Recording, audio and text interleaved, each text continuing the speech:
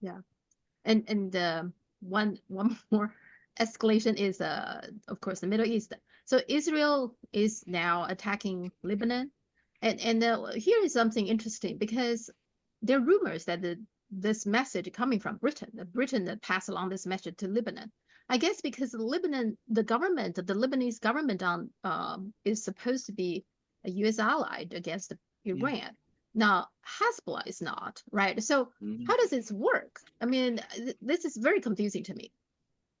Well, Lebanon is hardly functions as a country. There is a government in Lebanon. That government is actually on fairly good terms with Hezbollah, which is much more powerful than the Mm, Lebanese government itself is. But it also is very connected with the international business world, and it seeks to maintain fairly good relations with some Western countries as well, mm, Britain being one, and France being another, even more so, by the way.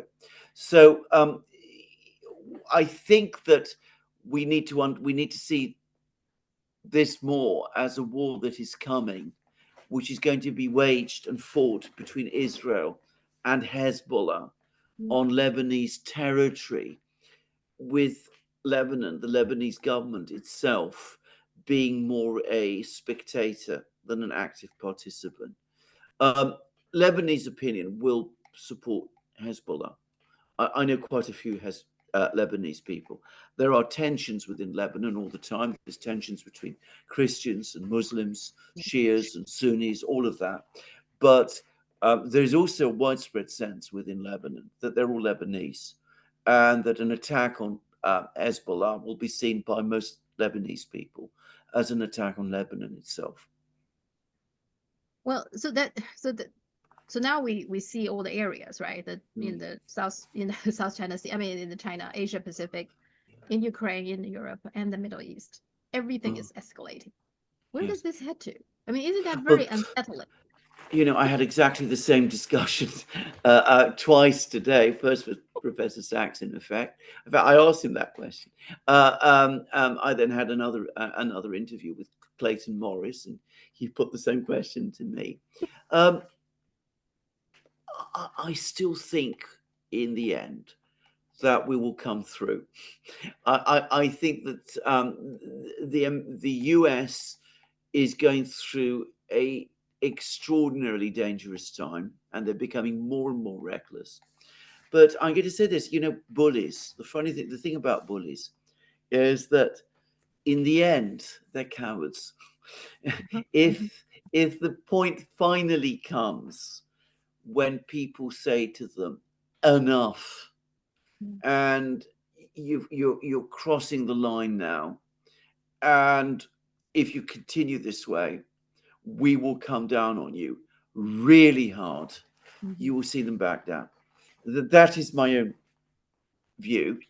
And I think that there are more than enough. There are a lot of people, especially in the Pentagon um, and in sort of economic departments of the American government, who remain connected with reality and who understand the enormous dangers that we are facing and will act decisively in the end, if we get to this critical point, to pull us back.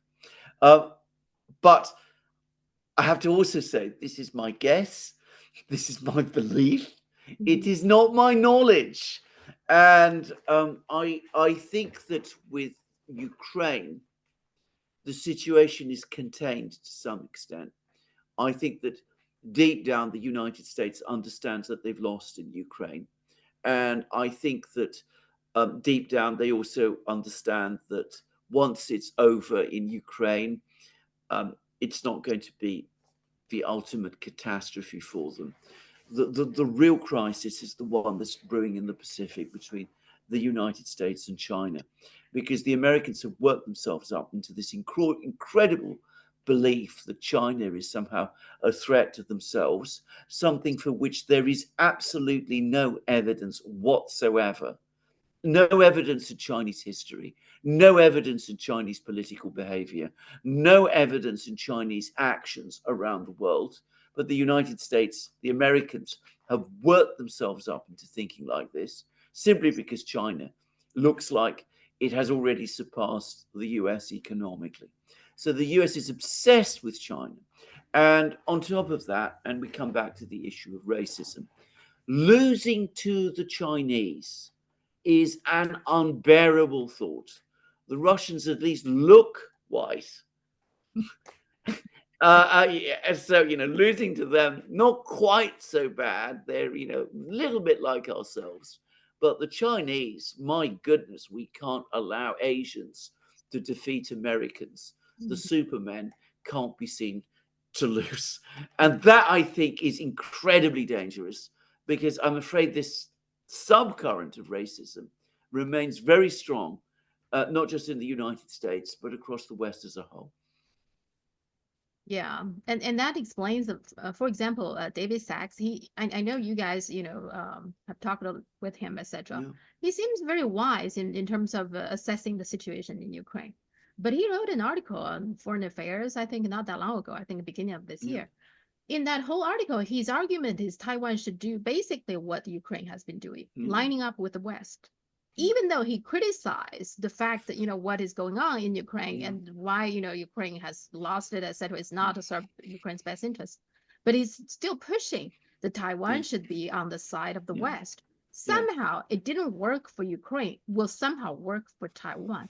It just doesn't make any sense. A smart guy like him, other Well, than he's a very smart guy, and I'm going to say this: I think he's been educated, if you can, I can put it like that. I mean, I think he's followed the events in Ukraine far more closely than in Taiwan, and I suspect he's very heavily influenced by all that he hears everybody say, everybody around him say.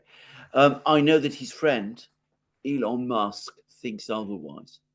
I mean, Elon Musk does not think like David Sachs does, and I suspect that before long, and I don't know Elon Musk at all, but I'm fairly confident that before very long, Elon will take David aside and say, "Well, look, David, just think what you're saying and where this is going, and maybe you don't understand China quite in the way that I understand China, and we need to be very careful what we're doing here, because it's not going to turn out well." Yeah, I hope you're right, because he's smart. He should know this. I mean, Yeah. why do you think Well, you're making a very, before you continue, you're making a very, very good point there. If even people as intelligent as David Sachs are being swept along, that tells you how extreme the hysteria in the United States is. I mean, it's possible. And again, I can't. I don't want to dwell on the racial issue, but with the Russians, as I said, they look somehow like us. So we can understand that conflict better, and we can relate to it. And it's with China, it seems to Westerners more remote, more alien in some ways. It doesn't, by the way, to all Westerners, and I want to say that as well. I mean, there are an awful lot of Westerners I know, especially in Britain, who don't think in that way at all. But I think within the political circles, there are a lot of people in the West who simply do not get China at all and don't really want to. It just looks different to them, and they find that intimidating. there? I forgot his name. I mean, there was somebody who actually spelled it out, and like what you said, he said that that with Russia, it's still white basically, but with Yeah. China, it's a very different. And the guy himself is black. He's African American. He's saying that. Well, there you go. Well, I there find you go. that's fascinating. It is fascinating. No, interestingly enough, by the way, the Russians don't think like this at all. I mean, if you go to Russia, Russians are very, very positive about China. And as a matter of historical, a little known historical fact, but in the 1920s, there was a very significant Russian community in Shanghai and in Harbin and in other places, but Harbin, it's the yeah. one in Shanghai. But it's the one in Shanghai that is perhaps particularly famous.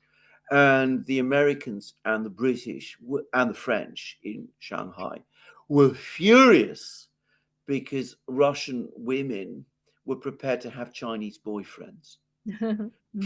This Yep. is There was There was even a famous murder to this day unsolved. A Mm, white, a Russian mm, girl was mm. murdered, but there is some people suspect that she actually is murdered by some other Westerners at the time Yeah, it wouldn't because she surprise me. has a Chinese Yes. boyfriend.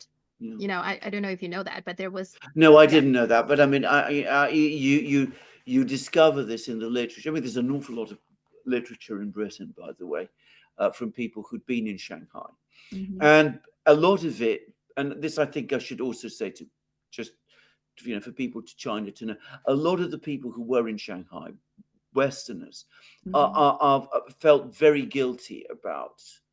Oh, so there's that also. So I mean, they could see that things were being done that were profoundly wrong, and so there's a lot of this literature is very interesting because it's also very critical about the behavior of Westerners in Shanghai at that time. But I'm going Hmm. to say this also. I went to Shanghai in 2017, and I saw some of the how I saw how some of the young Westerners who were there were behaving, Hmm. and I felt very ashamed. Just saying. Yeah, some of them, even when they're in China, they still have this feeling that they're Absolutely. superior. Yeah, Yes. yeah, Yes. yeah. Well, Hmm. also, I mean, they were behaving in the streets and in ways that showed an astonishing disrespect, I felt, for Chinese culture, and Hmm. Chinese norms, which, I mean, anyway, I don't want to dwell on this. Yeah.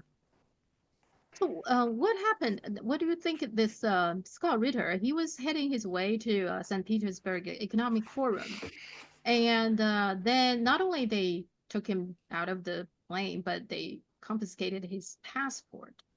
So, do you think it's targeted him? That it turns out that, I mean, he asked, why do they do that? They said that the order coming from the State Department. So, is it that they are trying to punish him for something, or they just simply doesn't want him to go to the St. Petersburg Economic Forum? What's so significant about that? They are absolutely furious about the failure of the conference in Switzerland, which is what this is all about. There's the St. Petersburg Economic Forum is going to attract more representatives from more countries than the conference in Switzerland is. They are absolutely furious about this. And like, a spoiled child which throws a tantrum, they are throwing a tantrum and they're taking out their anger on whom they can reach. And they went after Scott Ritter. I mean, I think it is nothing more than that, actually. Scott Ritter has gone to Russia. He has spoken with Russians there. He's very openly taken the Russian side. I think that's not an understatement over the course of this war. And I think he's made many people in the State Department and in the US government extremely angry. They're very angry about this conference in Switzerland failing. And they didn't, the idea that he would go to St. Petersburg, meet people there, talk about the conference, talk about the success of the conference. I think it was just too much for them. It's incredibly stupid, spiteful, vindictive, and mean minded thing to do. And it was probably illegal as well. Yeah, I mean, they took his passport. I didn't know you could just do that. And they didn't show any ID or anything to him, or telling him what he did wrong or anything. They just pull him out and then took his passport, which I find extraordinary. I mean, it's almost like mafia kind of a tactic, right? You don't even know Well, who they are. I mean, I think legally, to say straightforwardly, I think legally it is they can't do it. Of course, they just have, but that's the rules based international order for you. You make the rules up as you want, as you absolutely say. It does have a gangsterish quality about this. You take a person off a plane, take away his passport, harass and intimidate him. This kind of thing is going on all the time in the West now. And I think that that's what they're doing now. They know it's wrong. I think they know this is illegal. I mean, if they go to trial, etc. But they're just doing it, and then they count out most people wouldn't even go to the trial with them. That because it takes time and energy, resource and etc. Right? They just count out majority of the people would just let it go. So they just count out that I don't know whether Scott Ritter is going to take any legal actions, but that's what they're doing now. They're doing things that they know violating the law, but they get away with it. They count on they Yeah, can get away with it. Right. Well, that's exactly right. I mean, they have this enormous sense of impunity that they can do Mhm. whatever they want, and it's leading them to behave more and more recklessly and more dangerously. Because, of course, we've seen, I mean, it's a whole different topic, but we've seen a collapse for respect for law in the United States and in the Western countries. Mhm. This is just another example.